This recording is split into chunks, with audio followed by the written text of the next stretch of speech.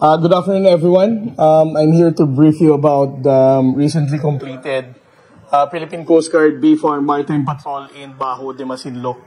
The objective of our joint maritime patrol with the Bureau of Fisheries and Aquatic Resources is in accordance with the guidance of President Bongbong Marcos ang suportahan ang ating mga mangingisdang Pilipino sa pangingisda sa West Philippine Sea. In particular, we intend to provide safety and security to our Filipino fishermen, and secondly, to deliver fuel subsidy and other supplies that are necessary for our Filipino fishermen to have longer stay sa dagat para mas mahaba silang makapangisda sa Bajo de Masinloc. So this operation started last 23 until 25 March of this year.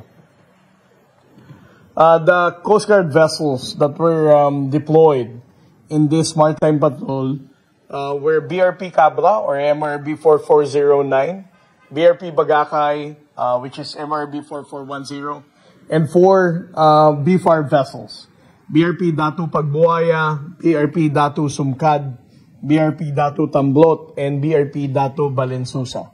At the same time, the Bureau of Fisheries and Aquatic Resources also deployed an aircraft to conduct maritime domain awareness flight during this operation. As you can see from the table, the 4 BFAR vessels departed Orion, Bataan last March 23, kung saan kasama natin dito ang ating mga media friends, no? To document this operation. And they arrived Bajo de Masinloc last March 24. BRP Datu Balinsusa and BRP Datu Sumkad arrived sa Wild Port, Pangasinan only this morning, while BRP Datu Pagbuaya and BRP Datu Tamblot departed from Bajo de Masinloc and currently underway to Kalayaan Island Group. On the part of the Philippine Coast Guard vessels, BRP Bagakay remains to be underway and conducting maritime patrol at the vicinity of Bajo de Masinloc, while BRP Cabra already returned to the port of Manila also this morning. This is actually the summary of the location of vessels of the Philippine Coast Guard and the Bureau of Fisheries and Aquatic Resources.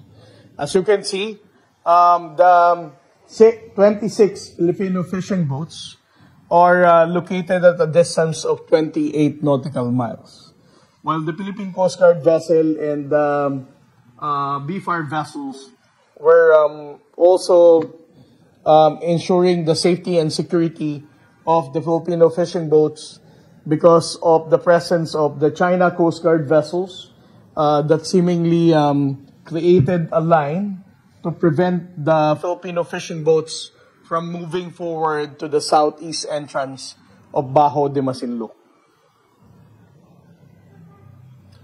Around 8 o'clock in the morning, last March 24, the BFAR vessels started distributing fuel subsidy to the Filipino fishing boats that were present in that area.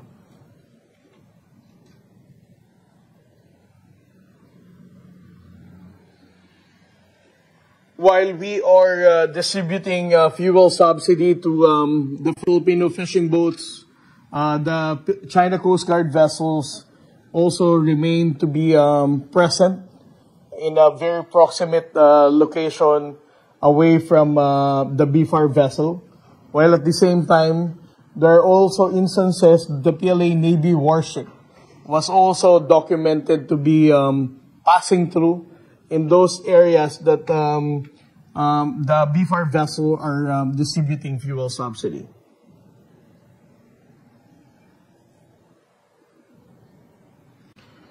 As I said a while ago, BFAR Cessna Caravan also departed last 24 March to carry out an MDA flight. Based on the monitored Chinese vessels in this almost 3 days maritime patrol operation together with the MDA flight conducted by the BFAR Cessna aircraft, we were able to document 7 China Coast Guard vessels. China Coast Guard 5201, 5205, 3301, 3305, 5203, 3105, and 5303.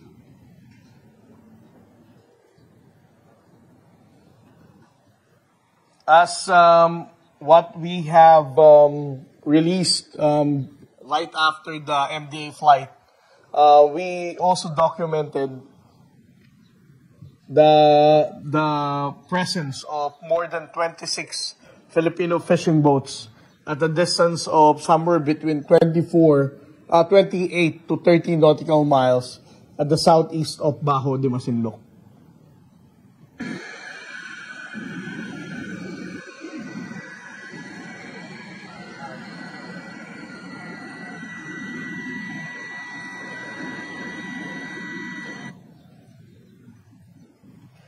At the same time, we also documented the presence of 2 Chinese maritime militia inside the shoal of Bajo de Masinloc last 24 March when we did an MDA flight using the BFAR aircraft. We believe that those 2 Chinese maritime militia inside the shoal are the vessels that are responsible in laying those floating barrier that we also documented at the southeast entrance of Bajo de Masinloc.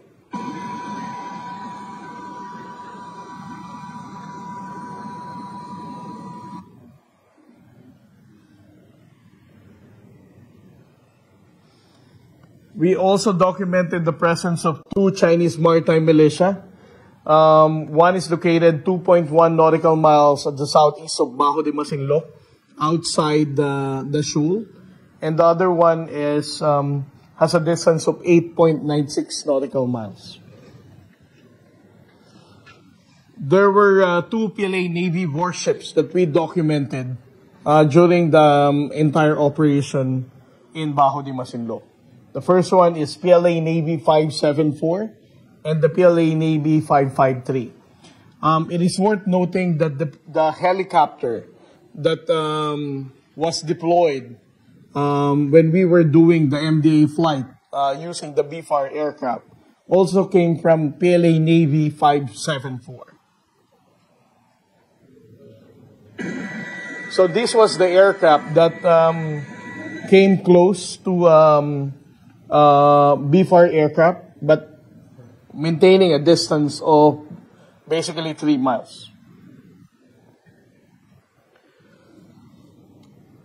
It is also worth mentioning that in the course of the operation, despite of our presence on the part of the Philippine Coast Guard and the presence of the 4 Bureau of Fisheries and Aquatic Resources, the Filipino fishing boats also experienced harassment from the Chinese Coast Guard.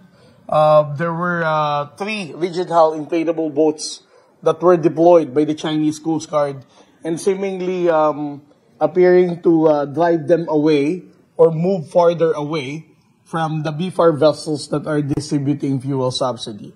But I would like to believe that despite of such illegal activity of the Chinese Coast Guard, it never discouraged the Filipino fishermen to still carry out their fishing expedition and to come close to the BFAR vessels to receive their fuel subsidy. So all in all, these are the Chinese resources, maritime forces that they have deployed in the course of the said operation. There were 4 Chinese maritime militia, 7 China Coast Guard vessels, 2 PLA Navy warships, and 1 PLA Navy helicopter, and of course the 3 regional inflatable boats that they launched. That ends my briefing, and I would like to respond to some of your queries for clarification. Gio? What was our main patrol mission natin and the distribution of the food?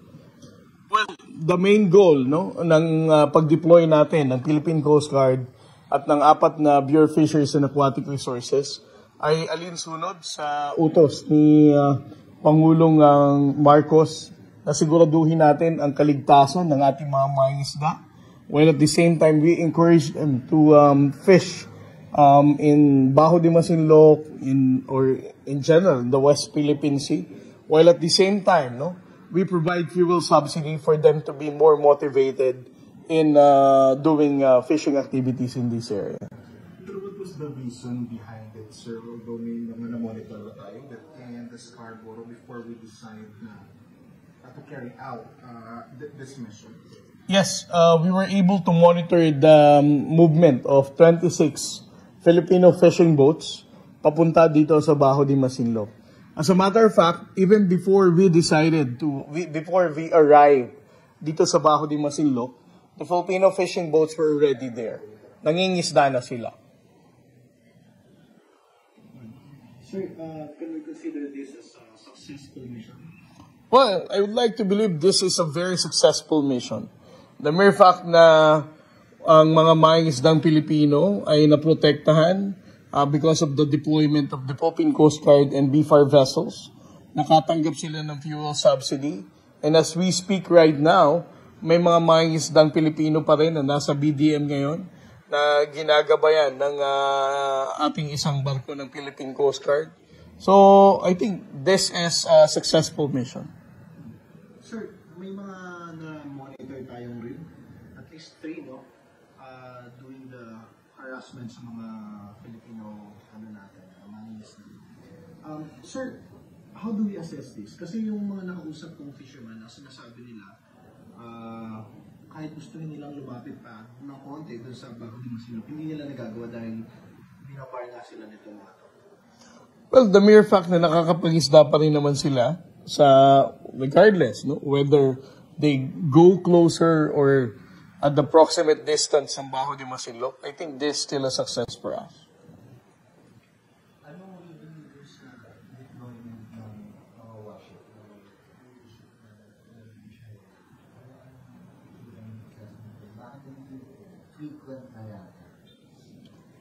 Well, I don't want to speculate on the presence of the PLA Navy warship. But even before, every time na ang pag-uusapan natin ay Bajo de Masinloc, there are a lot of instances na meron tayong namamataan dito na pailan-ilan na PLA Navy warship. This is not something new. Can you talk about yung irony na tinatawag na distansya pa lang, Well, it is definitely an irony, but again, I would like to highlight the fact na kahit nag-launch ang China Coast Guard ng mga rib nila para itaboy ang mga mangingisdang Pilipino, ay nanatili pa rin buo ang loob nila. They were not discouraged na hindi ituloy yung pangingisda nila. And for them to get closer sa BFAR vessels para tanggapin ng fuel. I think this has something to do with, their confidence that the Philippine Coast Guard and the Bureau of Fisheries and Aquatic Resources are there to ensure their safety and security. Sir, another question from my end. How do we plan to move forward with the installment of floating bamboo since I believe last year, 2 years ago, natanggal na before, and then ngayon, it's still there, meron na, and then may barko pa, may militia pa within the lagoon. Well, una sa lahat, ang pag-i-install ng floating barrier ng Chinese government is dependent on the presence of Philippine government vessels.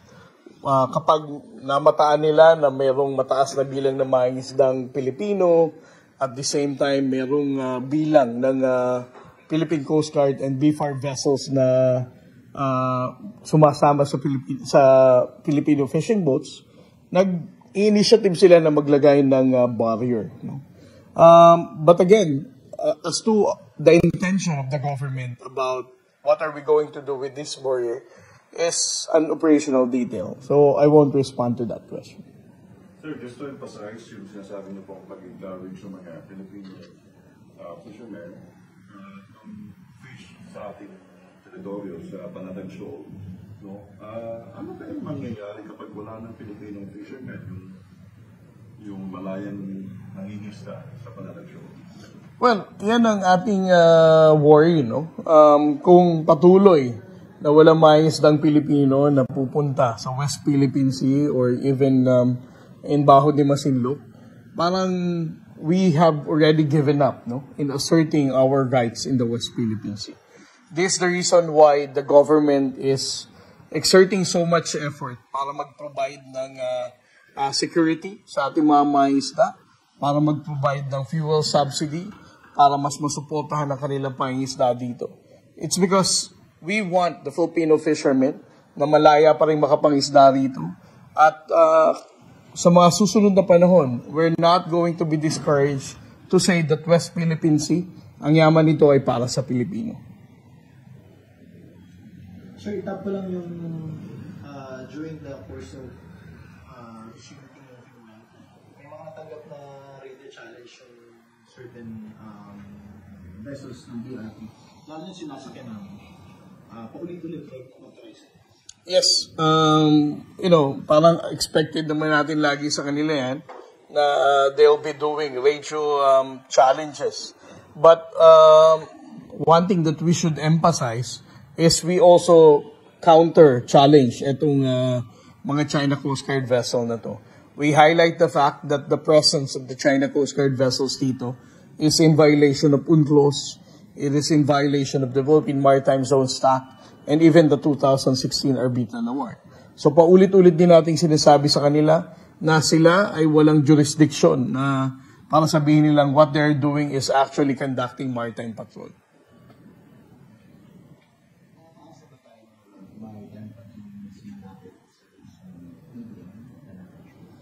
Those are operational details. And part of that, sir, siguro with or without fishermen being monitored sa... Yes.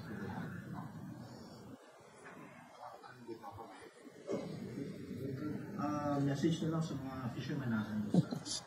Message? Diba? Sir, kasi di ba sayo mo kailangan ng Magandang kasagot. Hindi, ako, I would like to highlight, no, na sa administrasyon na to, sa panahon ni Pangulong Bongbong Marcos, we would like to encourage the Filipino fishermen na mangisda rito. We have to show the world na we are not afraid with this kind of harassment. Lalo pat ang ating pamahalaan ay sinusuportahan ng mga mangingisdang Pilipino. Since day one of this administration, he has always been mentioning he's not going to surrender a square inch of our territory to any foreign power. So, para sa ating mga mangingisdang Pilipino, they just have to, carry on in doing fishing activities. Because again, what we're doing in the West Philippine Sea is in accordance with UNCLOS in the 2016 Arbitral Award. We have all the legal basis para mangisda tayo rito.